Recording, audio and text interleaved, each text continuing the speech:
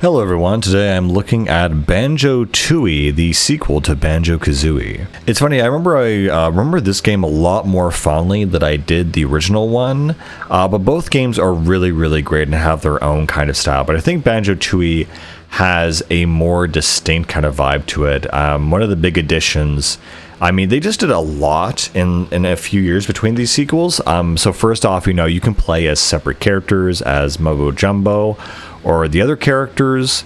The worlds feel a lot bigger and just more epic in general. Another big thing is you now have different kinds of eggs, fire eggs, exploding eggs, which are really my favorite. I love pooping those out and blowing up the competition.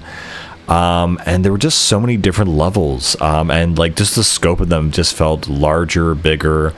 From the carnival level, the minecart level, and you really got this bigger sense of like an epic scale of an actual adventure.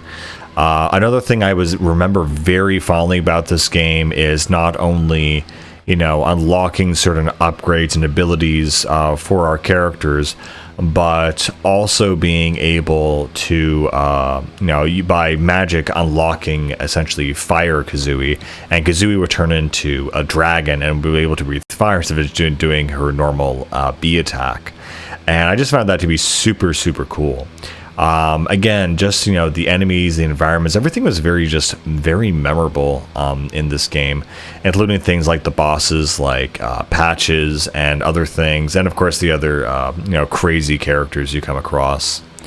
And so in this sequel, basically Gruntilda has basically awoken from the giant hole in the ground where she fell in the first game, and becomes a huge plot point where she uses that hole essentially to resurrect and turn into this kind of ghost thing, and by doing that she's trying to essentially come back and hired some new hired muscle, Klungo, again in order to basically take out the bird and the bear.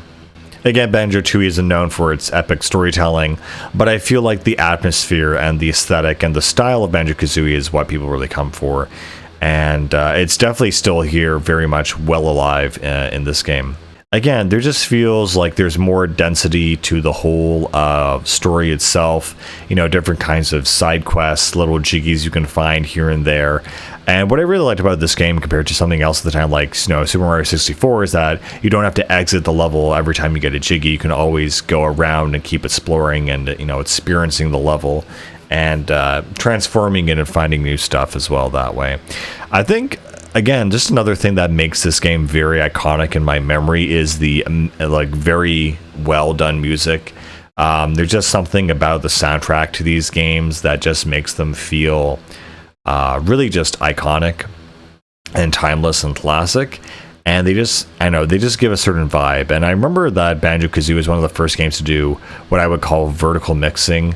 This kind of mixing essentially where the main aspect of it is essentially that, depending on where you are on the map, it'll add or take away different instruments. So if you're near a boss fight or you're near a different themed level or area, then suddenly, you'll introduce different, instruments based on that, or take away certain instruments. And I always found that to be a super cool mechanic, and it's still definitely present in this game as well.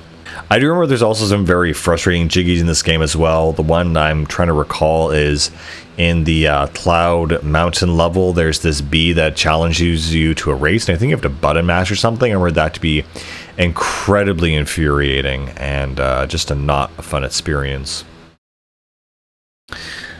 Again, while the original Banjo-Kazooie felt very simple and fun, this feels like the scope of everything just is larger, better.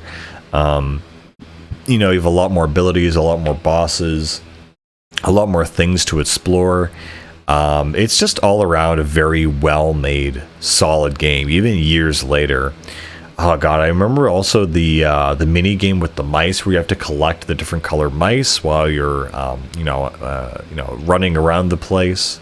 Oh, there's also the factory level and the quagmire. And I remember a lot about that factory level, actually. I remember distinctly there was a talking washing machine or a toilet or something, and he goes on a quest to get himself clean or something.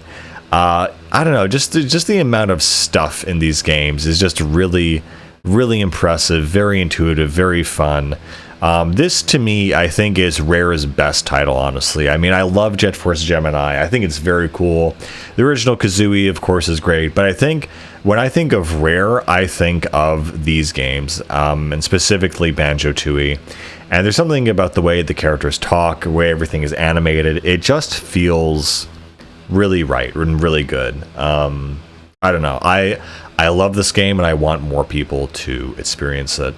And yeah, just the amount of things you can find and discover in this game is just really impressive. Anyway, I don't really have much else to say about it than that. It's a childhood classic, an absolute favorite of mine, and I love it. And over the years, I've kind of been wishy-washy on, Banjo and Kazooie, simply because they didn't have the same pull as other games like Ocarina, but now I can kind of appreciate it for its goofiness and silliness, even years later.